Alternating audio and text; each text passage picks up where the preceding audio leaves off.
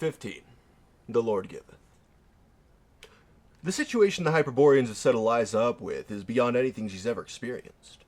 At first, she presumed that this was little more than a terrarium, designed specifically to keep her cortisol levels low and her mind as engaged as it was evolved to be. The sign outside says human habitat, after all. But the more she comes to explore the space, it becomes abundantly clear that she's being spoiled by these transdimensional beings. A simpler person would have accepted that fact on face value. The space is extravagant. It's designed after a sort of courtyard, about 30 square feet of lush greenery hemmed by interconnected decks at 3 different elevations. At the lowest, just to the right of the door, is smooth cobblestone on which stands the station which first caught our attention upon entering. At the far end is a raised marble platform with 3 gargoyle fountains set into its rim, pouring water into a pool housing several colorful koi fish, on top of which rests a luxurious bedroom area. And to the left is a raised wooden deck with a bookshelf and a hammock hanging within reach of the boughs of an apple tree. The center of the room is a garden full of the most utilitarian as well as the aesthetically pleasing plant life a human could ask for. There's the apple tree, an orange bush, cherries, strawberries, and even cannabis, plus a menagerie of exotic flowers she wouldn't be able to name off the top of her head. Right in the middle of it all is a 2-tiered fountain with a narrow spire pointing straight up at the huge vaulted ceiling. That and the majority of the left-hand wall are made entirely from those uncanny simulated windows, giving the illusion that she's atop a mountain towering over a misty forest. But they've gone above and beyond what any simple Homo sapiens sapiens would be content with in this place. There's the bookshelf on the wooden deck, for example. It's full of books which magically contain whatever she happens to be curious about, plus some that have been algorithmically chosen to surprise and delight her. She pulled one off the shelf out of curiosity, then opened it to see it was The Time Machine by H.G. Wells. Her favorite book when she was a scraggly little 12-year-old nerd. She'd read an entire chapter before realizing how distracted she was and sliding it back into place, at which point the name became embossed on the leather spine as if the bookshelf knew that she would be returning to it. Another turned out to be a book of T.S. Eliot poems, which she'd never read before that point and found interesting, but wasn't her cup of tea. Upon returning it to the shelf, the spine remained unmarked. She then wondered if she could order something up, and sure as rain, she pulled out a book on space-time folding that was so cutting-edge that it very well might have been entirely generated by the ship's computer in that moment. She played with the toy for hours before returning to the computer terminal. She'd only given it a once-over before deciding to more thoroughly explore the space, and that was probably for the best, because it turns out to be wired up directly to the mothership's network. The interface is strange, but highly intuitive. It seems to be mostly manual, but some of its features are so slick there's no way it isn't tapping into her brain to get away with it. There's a database not unlike Wikipedia, seemingly a collection of all Hyperborean knowledge helpfully translated into familiar American English. Inspired by the book she'd been browsing, she looks up information on warp sacks. There's a lot of wild, non-Euclidean geometry involved, which is not too far beyond her grasp, but a solid chunk is built upon several layers of mathematical objects she knows for a fact haven't been discovered yet by humans. Invigorated by the alien stimulants coursing through her veins, she succumbs to hubris and spends the rest of whatever counts for a day up here digging into it. Not remembering even ever having fallen asleep, she wakes up several hours later in an astoundingly comfortable bed. She's trying her best not to become entirely enchanted by this place, but just based on everything else she's seen of the Hyperborean's capabilities, she doesn't bother questioning the notion that this bed is empirically the most comfortable thing a human has ever slept on. It cradles her body like the loving placenta of Mother Goddess. She would put money on a convoluted gravitational field transforming the very fabric of space-time into a kind of memory foam.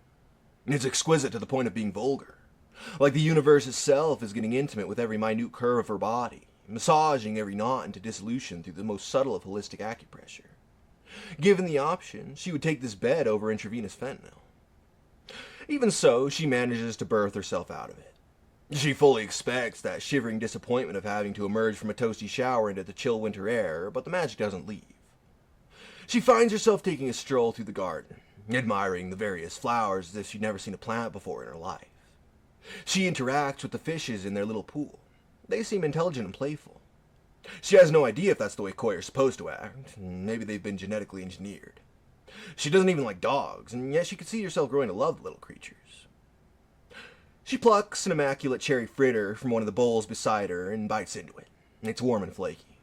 She eats the whole thing without feeling the slightest stomachache afterward, then digs into one of her books as the sleep fades from her mind.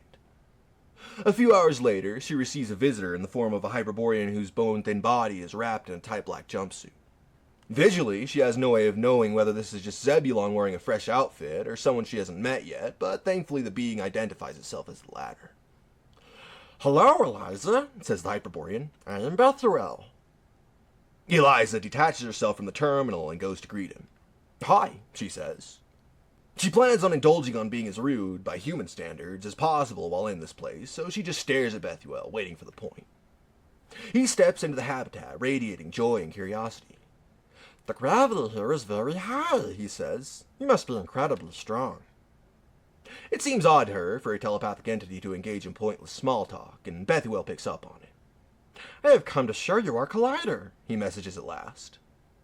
She had secretly been hoping that the guy was coming to play tennis with her, but she can't say she's disappointed with the prospect of seeing an alien particle accelerator. She closes her session with the terminal and follows Bethuel out of the habitat, noting that, yes, the gravity in the hallway outside is indeed much lower than that in her room. She hadn't really had the time to register it before. "I might be interested in learning how to play this tennis," the alien exclaims, apparently not having realized that her thoughts weren't meant to be taken as conversation. With a quickness, it even latches on to some of her dumber peripheral thoughts. "And yes, maybe basketball would be much easier owing to the lower gravity." "How does it work?" she asks. "Oh, I think it would work much as you imagine, requiring much less energy to jump and dribble as well as being able to jump higher. Oh, you meant the gravitational fields. You enjoyed the bed. I apologize, I am not used to interfacing with the human mind. It is different. You seem to have done some research on the subject. Yes, I think you might have some trouble understanding it fully without more study. No, I find it difficult as well, otherwise I might give you some layman's explanation. Yes, I will try to slow down, I apologize." Eliza has to literally slap herself to shake her mind clear of that whirlwind of a conversation. He latches on to her next thought. "Yes, Sorry, I will let you speak it aloud first." "Did you have to learn English to be able to do that?" she asks, feeling for all the universe like a monkey banging on rocks. "Yes, I have spent some years of my life aligning my psyche with the English language object." "Do you mean studying the language?" "Not as you would do with a foreign language, no." The Hyperborean pauses, and Eliza understands that he's trying to find the words to explain what he means. "Do you have to use English to communicate with me?" "It is easier for both of us to use a format you are familiar with," he confirms.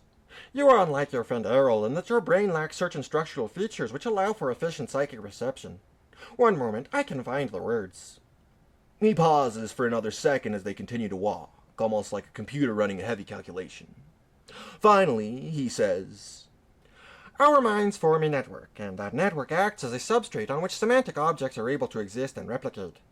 For a semantic object to interface effectively with a mind, it is necessary for that mind to synchronize paradigmatically with the object. Yes, that indeed correlates with understanding the basics. This is accomplished by psychically reconfiguring one's location in the network to interact with other minds in which the semantic object exists in its most complete form, and allowing the object to exist in forms of increasing concreteness within one's own mind. Yes, like wearing down a path in the forest." Eliza gives the alien a look that she's only ever received from others until this moment. "That just sounds like learning."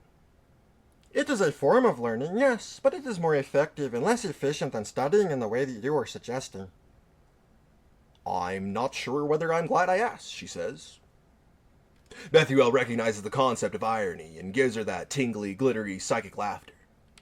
Not long after that, they reach an unmarked door which opens automatically as they approach. "This is the place where we have built the collider," he informs her. She follows him into the room, which is large, but not nearly as large as she expected, at a conservative 200 cubic feet. The room is characteristically dim, with various unmanned terminals along each wall. In the middle stands a large egg-shaped structure covered in lengths of tubing and a variety of round hatches and windows. She approaches and runs her fingers along the metallic surface. It feels strangely organic in texture. "It's so small," she says. "It uses technology similar to the warp stacks to capitalize on space." "Well, what did you build it for?" she asks. "Are you still doing the same kinds of experiments we do down on Earth?" "Students of science occasionally do such experiments, but no new ground is broken by using this machine." "And yet you haven't been able to create strange matter." "It is forbidden.